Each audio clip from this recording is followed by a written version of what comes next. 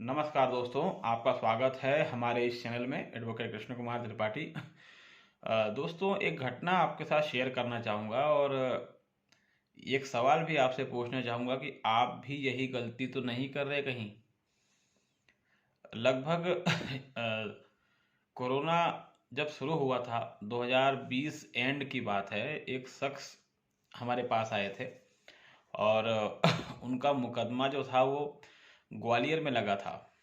उनकी वाइफ ने उन पे ग्वालियर में मुकदमा लगा दिया था और वो भोपाल में रहते थे। तो जब वो हमारे पास आए, उस समय तक उन पर कोई मुकदमा नहीं लगा हुआ था और उन्होंने हमसे पूछा कि क्या करना चाहिए। तो हमने उनका पूरा केस समझा और हमने उनको यही कहा कि आप अपनी तरफ से अपने थाना क्षेत्र में कुछ कंप्लेंट या कुछ एफआईआर अपनी वाइफ के खिलाफ करवा दीजिए। अब हमने उनको क्या कंप्लेन और एफआईआर का बोला, ये तो मैं आपको ऑनलाइन नहीं बता सकता, कुछ कारण है इसके पीछे। तो हमने उनको ये सलाह दी। उस समय तक उनकी पत्नी ने उनके खिलाफ किसी भी तरह का कोई मुकदमा नहीं लगाया था। लगभग 4 या 5 दिन ही उस समय हुए थे जब उनकी पत्नी और उनका ससुर ग्वालियर से आया हुआ था और अपने साथ 2-3 और रिश्तेदारों को लेके आया था। उसने उन्हें खूब धमकाया, डराया और कहा कि मैं अपनी बेटी को लेकर जा रहा हूँ और अब हम तुमसे कोर्ट में ही निपटेंगे। ऐसा बोल के उनके ससुर उनकी वाइफ को अपने साथ वापस ले गए। उसके बाद वो हमारे पास तुरंत आए और हमसे काफ़ी सलाह मशवरा, 4-5 घंटे हमारे साथ बैठे, काफ़ी बातें हुई। दुनिया भर के उनके डाउट थे वो हमने क्लियर करे और हमने कहा कि आप ऐसा ऐसा कर लीजिए। और हमारे हर डाउट पर उनका एक डाउट पैदा हो रहा था। हम जो बोलते बोलते अगर ऐसा कर लूँ तो वैसा कर लूँ तो, मतलब बड़े ही उसमें दुविधा में, धर्म संकट में वो थे। और फाइनली हमने उनको जो राय बताई और हमने कहा कि आप ऐसा ऐसा कर लीजिए। उसके बाद उन्होंने हमारी बताई किसी बात को नहीं माना, किसी भी बात को उन्होंने फॉलो नहीं किया। उनका कहना था कि मेरे एक चाचा जी हैं, वो जज हैं, मैं उनसे बात कर लेता हूँ और घर पे पूछ लेता हूँ, अपन ऐसा भी कर सकते हैं वैसा भी कर सकते हैं। तो हमने कहा ठीक है, जो भी आपको ठीक लगे। अब मैं इसमें क्या बोल सकता हूँ, मेरा काम एक एडवाइस देना है, उसको इन्फोर्स में लाना आपकी जिम्मेदारी है, मैं सिर्फ आपकी हेल्प कर सकता हूँ। तो ऐसा ही चलता रहा। उसके बाद वो हमारे पास नहीं आए। अभी 2 दिन पहले की बात है, लगभग वो हमारे पास आए थे। लगभग 2 दिन पहले की बात है। मतलब ये मोटा मोटा बोलूँ तो 3 साल का समय निकला। फिर वो हमारे पास आए। अचानक से कॉल आया उनका कि आपसे मिलना था और मैं बहुत टेंशन में हूँ, परेशान हूँ। तो मैंने कहा कि क्या हो गया। मैंने कहा आप तो बड़े टाइम बाद फ़ोन लगा रहे हैं, क्या हुआ, आपका मैटर सॉर्ट आउट हुआ कि नहीं हुआ। बोले सर उसी के संबंध में मिलना है। तो वो भोपाल से हमारे शहर इंदौर में आए और पूरी रामायण सुनाने लग गए कि ये हुआ, केस लगाया मेरी वाइफ ने, फिर वहाँ केस चल रहा है। जितने भी केस होते वाइफ ने सब लगा दिए, जो एक पूरा पैकेज है। 490 डोमेस्टिक वायलेंस, 125 डाइवोर्स भी लगाया है, स्त्री धन का भी लगाया है, सेक्शन 24 हिंदू मैरिज एक्ट भी लगा दिया है और पूरे परिवार को फंसा के रखा हुआ है।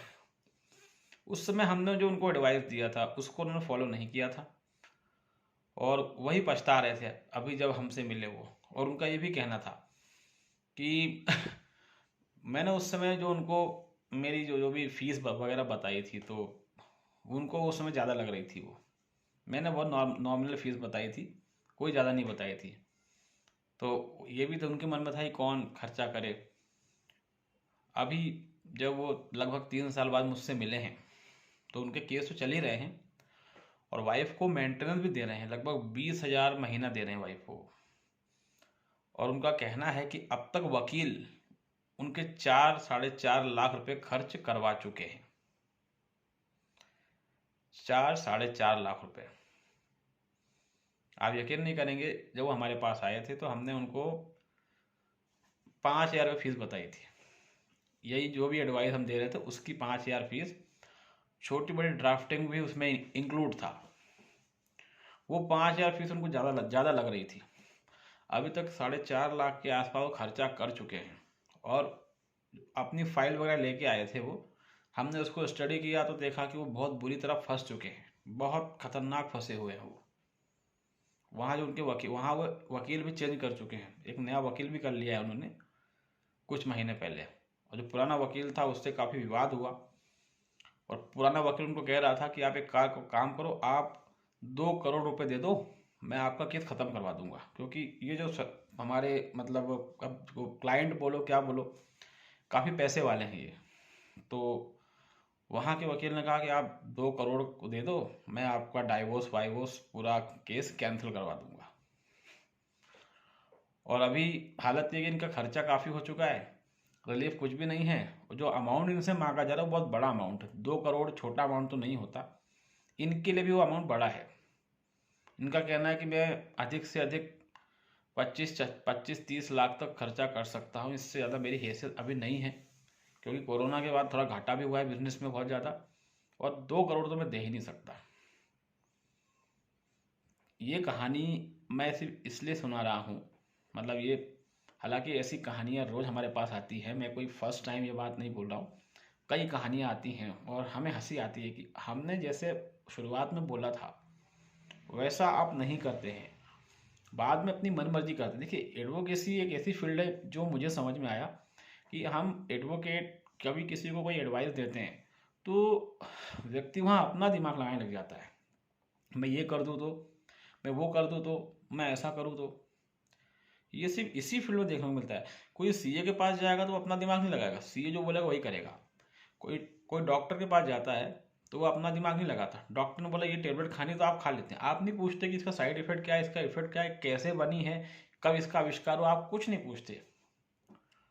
जो डॉक्टर बोलता है वो आप कर लेते हैं, किडनी है, लीवर है, हार्ट है, कहीं भी कोई दिक्कत है वो बोलता है ऐसा करना तो आप उसको कर लेते हैं। ये सिर्फ एडवोकेसी में क्यों होता है कि वकील कोई राय दे रहा है तो आप अपना दिमाग लगा रहे हो, और अपना दिमाग लगा के आप बर्बाद हो जाते हो। क्योंकि आप, मतलब जो वो बताना चाह रहा है आप उसको समझना नहीं चाहते, मैं इससे बात कर लूँ, मैं उससे बात कर लूँ, मैं ऐसा कर लूँ, मैं वैसा कर लूँ। फिर लगता है कि अरे अभी कौन खर्चा करे, हो सकता है मामला सॉर्ट आउट हो जाए।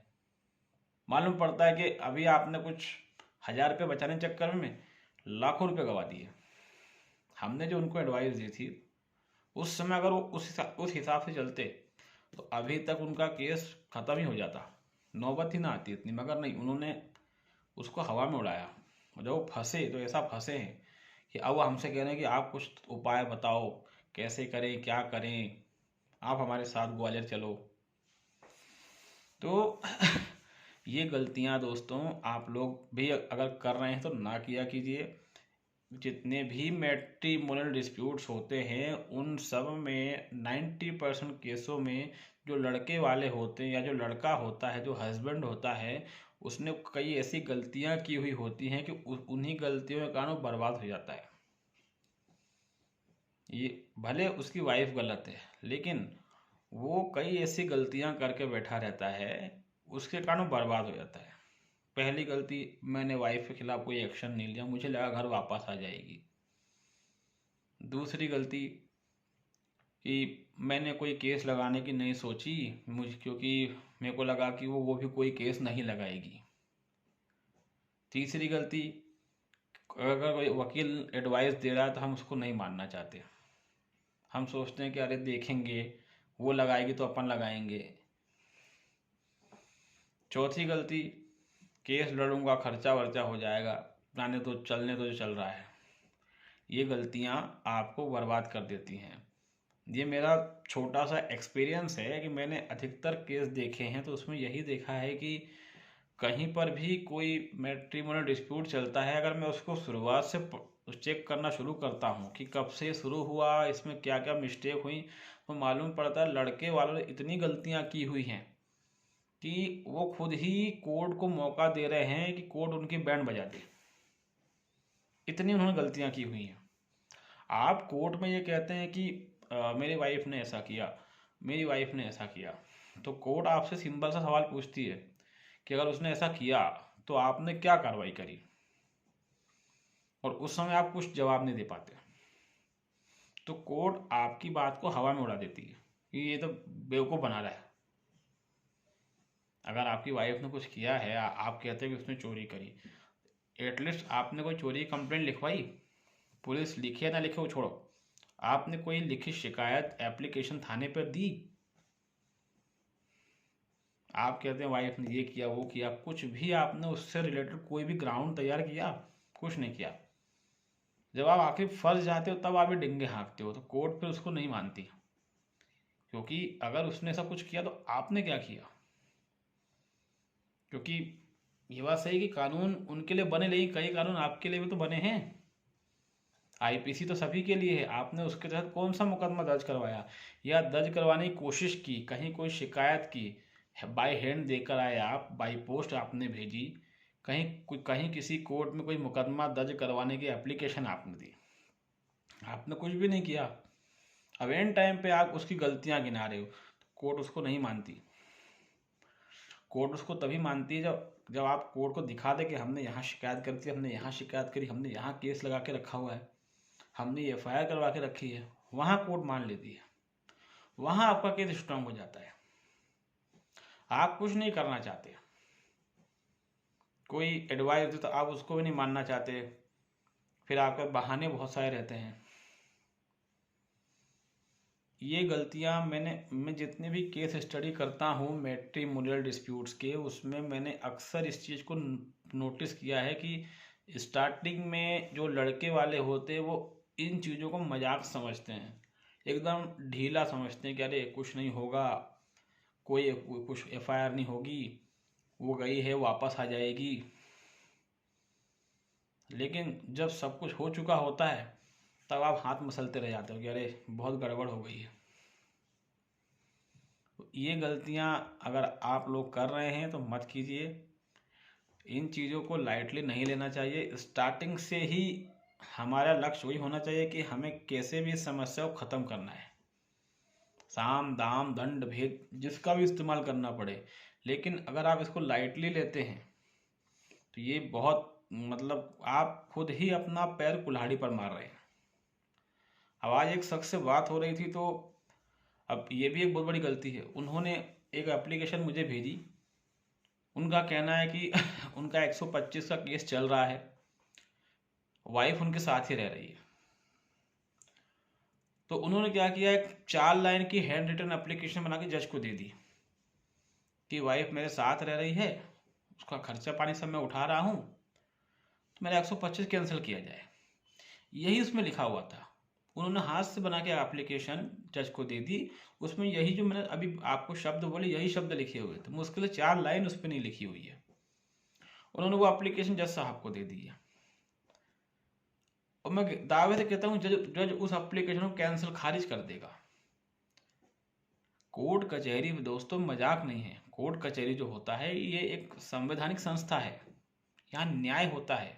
अब न्याय होता है कि नहीं होता मुझे नहीं पता, लेकिन अकॉर्डिंग टू कॉन्स्टिट्यूशन ये न्याय के लिए बनाए गए हैं। यहाँ जो व्यक्ति बैठा है वो क्लास 1 ऑफिसर होता है, उसको जज बोलते हैं। आप ऐसा कुछ भी लिख के दे दोगे तो थोड़ी मानेगा उसको वो। और आपको ये नहीं पता कि कोर्ट के अंदर स्टेप बाय स्टेप काम चलता है, एक भी स्टेप अगर आपने बिगाड़ दी तो भले आप बेकसूर हो, आप लपेटे में आ जाओगे, आपकी लाइफ बर्बाद हो जाएगी। तो आप में इतना दिमाग नहीं, कोर्ट में हम मजाक ना करें, कोर्ट मजाक की जगह थोड़ी है, आप मजाक करने बैठ जाते हो। अभी हाथ से एप्लीकेशन 4 लाइन लिख के आप जज को दे रहे हो, वो उसको डिसाइड करेगा, वो पक्का खारिज कर देगा उसको। फिर क्या कर लोगे आप? अगर कोई एप्लीकेशन आप देते ही हैं तो या तो आपका वकील बनाए या आप दो ही मत, क्योंकि आप तो वकील नहीं हो ना। अब आप ये सोचो कि मैं बहुत बड़ा ड्राफ्टर हूँ, मैं ज्ञानी आदमी हूँ, तो ये तो गलत फहमी है आपकी। कोई भी एप्लीकेशन दोस्तों कोर्ट में जब दी जाती है उसको वेल ड्राफ्ट किया जाना चाहिए, उसके अंदर जजमेंट्स होने चाहिए अलग अलग हाई कोर्ट्स के, सुप्रीम कोर्ट के, उसमें आप किस लॉ के तहत ये बात कर रहे हैं वो होना चाहिए। उसके बाद उसमें ग्राउंड्स होने चाहिए, और उसके अलावा उसमें आपके लॉजिक्स होने चाहिए, तर्क होना चाहिए। एक 4 लाइन की एप्लीकेशन हाथ से लिख के आप जज को टिका दोगे तो जज तो समझे, जज पहली नज़र में समझ जाएगा कि ये बेवकूफ़ है, और फिर उसके मन में ये भी आ जाता है कि इसका वकील भी इसका साथ नहीं दे रहा है, तो आप एक मैसेज जज को दे रहे हो कि आपका केस तो पहले ही कमजोर है। कितना बड़ा मैसेज आप जज को दे रहे हो, आप ये मैसेज जज को दे रहे हैं। तो इतनी सारी गलतियां अगर आप अपने केसेस में कर रहे हैं दोस्तों, तो माफ़ी चाहूँगा, आप केस जीत नहीं सकते, आप आगे बहुत दिक्कत में जाएंगे। सही गाइडेंस भी जरूरी है आपके लिए। कोई ड्राफ्टिंग आप खुद से ना करें, खुद से तभी करें जब आप खुद वकील हो, ठीक है। और उसके अलावा अगर अभी जो भी मेरा वीडियो देख रहा है, अभी उस पर कोई केस नहीं लगा है, लेकिन उसको लगता है कि लग सकता है, तो इमिडिएटली किसी एडवोकेट से सलाह लेकर वो खुद ही प्रोसीड कर दे, खुद ही अपनी तरफ से जो भी केस वो लगा सकता है। ये एडवाइस तो मैं ऑनलाइन नहीं दे सकता, कुछ कारण रहता है। जो भी केस हम लगा सकते हैं वो आप पहली फुर्सत में अपनी वाइफ या उसके परिवार के खिलाफ लगा दें। आप अगर ये सोच रहे हैं कि मामला शांत हो जाएगा, बातचीत करेंगे, पंचायत बिठाएंगे, तो ये बहुत बड़ी गलतफहमी है, बहुत बड़ी भूल करते हैं आप, और यहीं पर आप फंस जाते हैं। इसलिए अगर ऐसा कुछ भी लग रहा है आपको, तो तुरंत एक्शन लें।